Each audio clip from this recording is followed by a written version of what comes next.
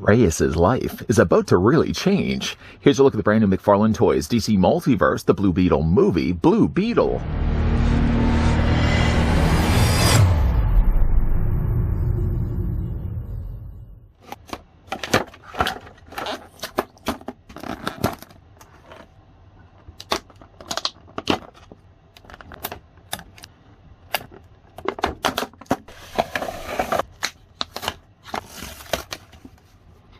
The first in his family to graduate college, Jamie Reyes harbors dreams of law school, but instead is conflicted with the face of threats to his home and misfortunes befalling his family. When he becomes symbolically connected to an ancient alien biotechnology, Jamie is bestowed with an almighty but unprecedented powers, leading him to fulfill his destiny and become a new generation of superhero, Blue Beetle. Just before we see what trouble is in store for Jamie, let's first grab the tape measure and see how tall the figure stands. While I'm doing this, I'd like to thank the folks over at McFarlane Toys that did provide the sample of the brand new Blue Beetle movie, Jamie Reyes' Blue Beetle, that we can have a look at in this review. As for the figure, based on at least the way I've got him standing right now, he stands 7 inches in height, or the figure's 18 centimeters tall. Being he is a third-generation Blue Beetle, I thought it would also be fun to bring in another Blue Beetle so you can see the difference between the two. Height-wise, they're almost about the same. You may say, if anything, if that Jamie is a tad bit taller than the earlier looked at Blue Beetle, and there's as well another figure we can also bring in as well. If I ever get the chance, I'm going to take it to bring in the Nightfall Batman, who in this case, again, is about the same size as the movie Blue Beetle we're about to have a look at. Boy, I gotta say, it would suck if you had Blue Beetle, a character that can turn his armor into various weapons, and he not come include with any of those weapons. Yeah, that would have stunk. Luckily, though, the figure doesn't stink, and the figure has some accessories that can attach on or be held in his hand. Before, of course, we do that, first the figure comes included with his trading card. The trading card in this case depicts sort of more an illustration or cartoon style of Blue Beetle, not necessarily pulled from the movie. Though, to flip it around to the back, his real name is Jamie Reyes, and of course, then you've got a paragraph read. You can also pause and read for yourself. It's the same thing I read at the beginning of this video. You're welcome. To the side. Figure also comes included with a display stand. Not really much to report here. Would have loved when it had certainly the movie tied in characters if they had not just printed in Blue Beetle on the top of the display stand. But at least we get ourselves a display stand. Looks like a tiny little steering wheel. This can attach, of course, the underside of either one of Jamie's boots. I will say, though, with the way that they've actually designed the figure's feet, you may want to keep this readily available. I'm going to actually just keep it over here for right now. Figure, first of all, in the way of accessories, comes included with these sort of spinning blades. These blades do attach onto his hands. I sort of have attached them in the past based around like this area here as what I would think to be more the handle of the circular blades. These just, again, you can hold them in his hands. At least the plastic that they've used for the fingers is soft enough and pliable enough that you can't pry them away from the palm. And it really does fit perfectly. I mean, really, with the way that they've got the fingers lined up here. The fingers line up right to that little provided groove there that's in the middle of it. That's why I think that that's the handle area of it. And, of course, with the posability provided that he has, you can get this guy in some pretty cool-looking poses. We're going to, again, do that a little bit later, though. The figure also comes included with, hopefully he will stand, a very long blade. This blade, unlike the other accessories, isn't necessarily fully in metallic blue. There is still metallic blue. You can see it sort of runs a vein across the top of the blade there. The blade is actually quite long, but mostly it's handled here in a matte black plastic. And of course, like the blades before, you can take the longer blade here, sort of like a long sword that he has, and that can also fit in his hands, just perfectly, in fact. The last of his accessories does involve ripping things off. More importantly, you have to take his hand off of the joint here. Just sort of wiggle it back and forth till eventually it frees itself from the post. And then he also comes with this large blaster, which, as you can see on the back of it, does have a little hole, and then that just plugs onto the provided peg once, of course, you've removed the hand. This doesn't have the easiest of jobs attaching into place. I thought there may have been actually a separate section that this would attach on or detach onto the figure, but it looks to be the case that it's supposed to plug onto the end here. It doesn't, like I said, plug in very well. The only other thing that I thought was maybe going to be the case, like something would detach. Oh, wait a minute. There it is right there. He has a removable arm, and I don't know why I didn't see that in the first place. He has a removable arm that detaches right there. There we go. That makes more sense. And then that plugs onto the end of it. Because I thought there was no way that it would be, first of all, way too long if it attached onto the end of the hand. So a slight correction, of course, to what I had earlier mentioned. He does have, it doesn't have it on this side at least, but he does have at least one removable forearm. That makes a lot more sense, and might even be very well the way I'm going to be displaying the figure as well. I don't know if this is the correct way upright, or you may want to have it sideways. You may want to even have it this way. But either way, it attaches onto the forearm, not to the end of the hand. Should have had a V8. So those are all the accessories that come included with Blue Beetle. There is also a battle mode of release figure as well that I believe will have the wings that attach onto the back of the figure's body. For right now, at least, let's go ahead and put back on the forearm. There we go. Yeah, I don't know why I completely overlooked it. Probably just because, again, like the way they've sculpted the arms looks pretty seamless, that even just to look at it on this side, you would never really notice the fact that the arm does detach. And sure enough, now I did notice. As for the rest of the figure, the head sculpt I think is really handled well here. I do like the use of the metallic blue.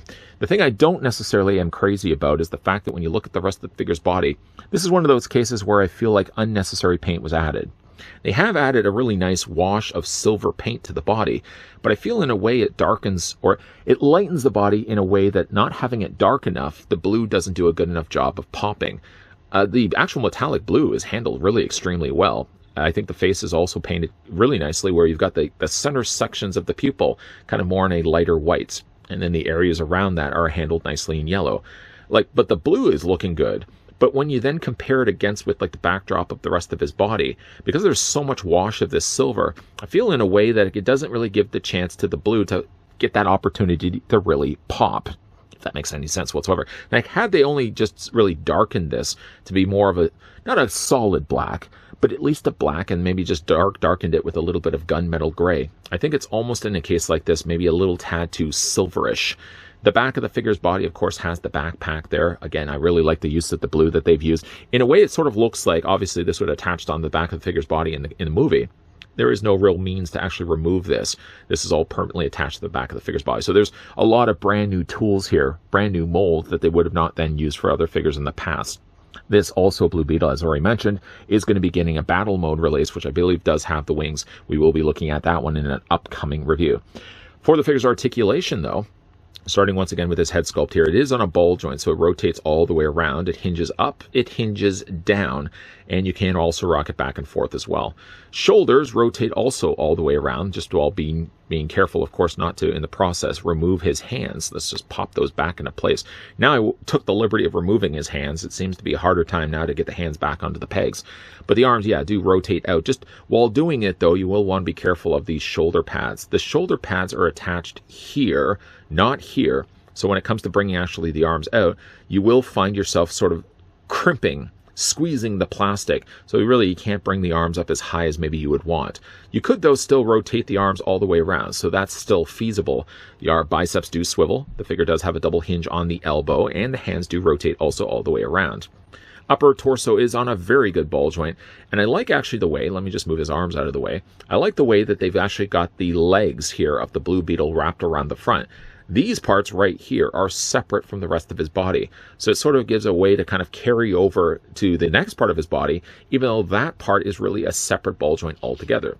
So it rotates here, and then the figure has this lower skirting here, the lower trunks, of course, that are softer plastic, but still, like, I have to say, like, commending McFarlane's team lately when it comes to these recent figure releases as I'm stroking the sides of Blue Beetle.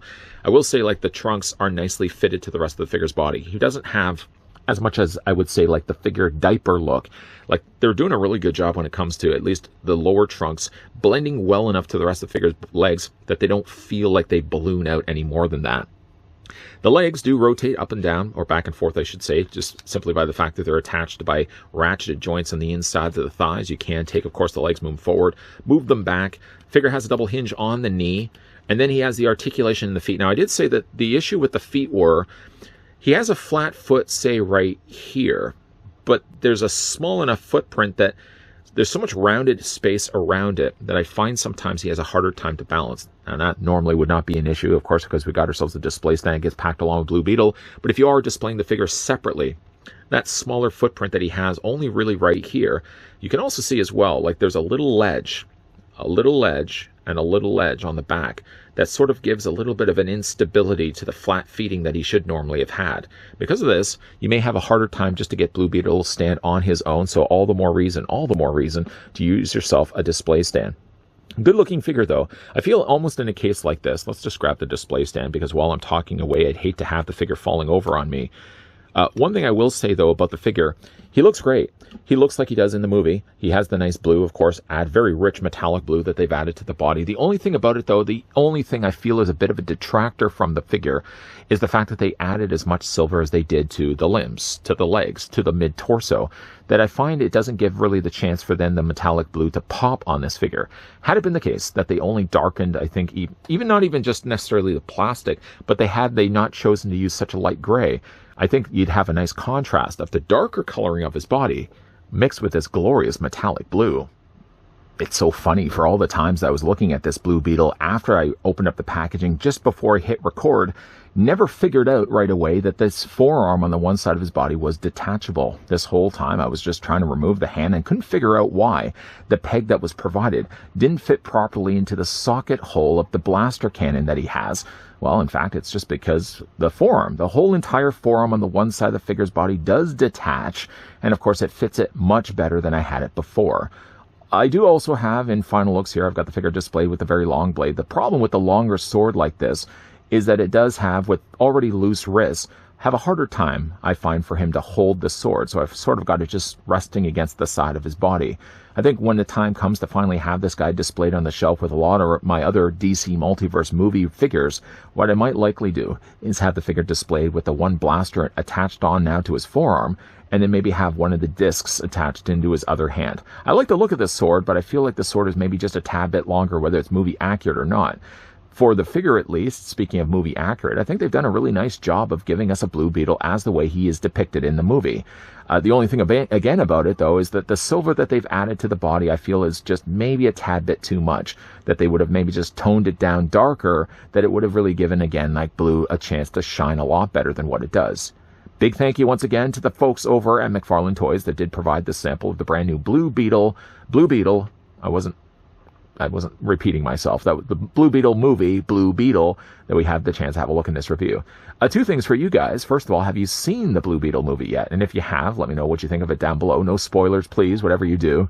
And also, what do you guys think of this figure? Is this a figure, first of all, you've already picked up? Or is this a figure you could see yourselves picking up? Let me know down below in the comments section. Also, as well, if you guys enjoyed this video, I want to hit with a like. If you guys are loving the content you guys are seeing and certainly do want to stick around for more FYI, we are going to be looking at some more Blue Beetle figures from, of course, McFarlane's team. So that will be coming up in upcoming reviews. So, of course, as always, guys, thanks for watching. See you guys next time.